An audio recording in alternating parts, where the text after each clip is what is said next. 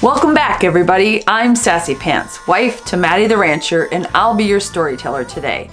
Welcome to Adventures with Sodak Pete. Stories that celebrate the hard work, the big hearts, and the wide open spaces of ranch life.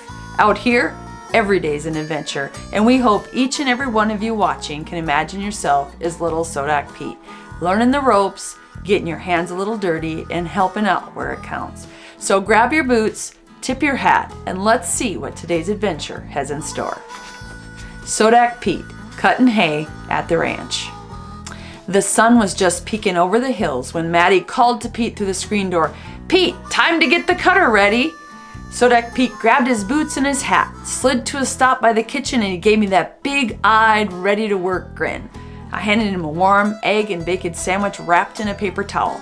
"Eat it on the go, Pete. Today's a big day." He gave me a quick thanks, and he headed out the door with Millie on his heels, boots thudding, dog tail wagging, both of them full of early morning fire.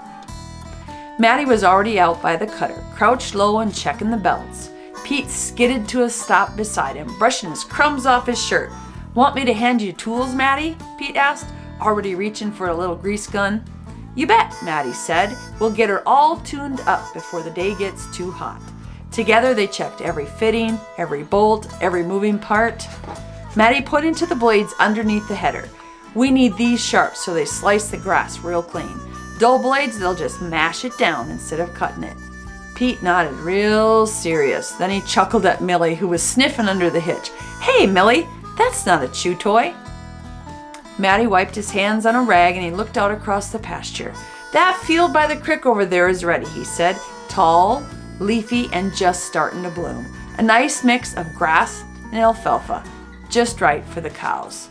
Pete stood on his tippy toes to get a better look. "It sure looks thick," he said. Matty nodded and then he scanned the sky. No rain in the forecast, so we've got a dry window to get it cut, cured, and all baled up.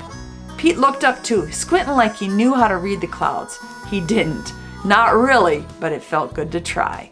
Millie just plopped in the grass, ready for the next adventure.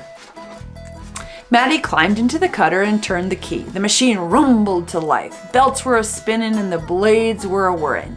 Pete climbed up beside him, grinning. He was excited to get started. They rolled it to the field and the cutter laid down a smooth, thick swath of green behind the cutter.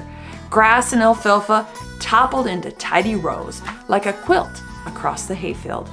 "Keep your eyes peeled," Matty said. "You never know what's bedded down out there." Just then, zip! A jackrabbit shot out of the field like it'd been launched from a cannon. Pete stood up and he pointed as he followed the rabbit with his eyes. Millie barked and she took off after it, lickety-split. She was loving the chase, with no hope of catching it. Up and down, back and forth, they rolled across the field, cutting clean rows through the mixed hay. The air smelled sweet, like sunshine, alfalfa, and summertime. Pete looked out the window, watching the rows fall behind them like green ribbons. "Smells like supper for the cows," he said with a grin. Then, just ahead, a flicker of movement in the grass. Boom! Matty slowed down. A baby deer stood up, slow, wobbly-legged, and wide-eyed, then bounded away towards the trees. Pete had been holding his breath.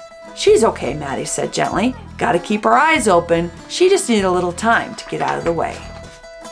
The cutter started leaving scraggly spots behind. Matty narrowed his eyes and he slowed to a stop. "Something's off," he said, climbing down. "She's not cutting clean." Pete hopped out too and he peeked under the machine. A couple of blades were worn out, all rough and broken up, and Matty shook his head. "I've got some spare blades, but I left the impact wrench back at the shop." Pete's eyes lit up. He grabbed his walkie-talkie and grinned. "Breaker, breaker, this is Hay Cutter Pete. We need the impact wrench. And a snack." I answered right back, "On my way, cowboy." I came bumping out to the field in the pickup with a cooler full of sandwiches, a jug of lemonade, and an impact wrench rattling around in the toolbox.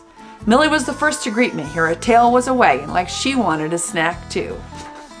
Matty grabbed the wrench and he got to work, switching out the blades. Pete handed him parts one by one. He was proud to be part of the fixing crew. When the blades were replaced, we all sat down to eat. The smell of fresh cut hay filled the air. Pete took a big bite of his sandwich and he said, "Nothing better than lunch in the hayfield." By sundown, the field was half cut and looking mighty fine. The rows of mixed hay curved gently with the hills like lines on a well-worn map. Matty shut down the cutter and he stepped out, stretching his back with a quiet smile. Pete hopped down too, boots hitting the ground with a thump. They both stood for a moment, just looking. Millie trotted up, tail wagging and nose twitching. "We'll give it a day or two to dry," Matty said. "Then it'll be ready to bale." Pete nodded. "I'm glad I got to help you cut hay today, Matty." The walkie-talkie crackled as Pete pressed the button. "Breaker, breaker, ranch yard, got a copy?" I answered back. "Copy that, hay crew. Supper's waiting." Days like this remind us how blessed we are. Good land, good people, and the good Lord guiding it all. Thanks for riding along with us today. Sodak Pete and I hope you'll join us on our next adventure.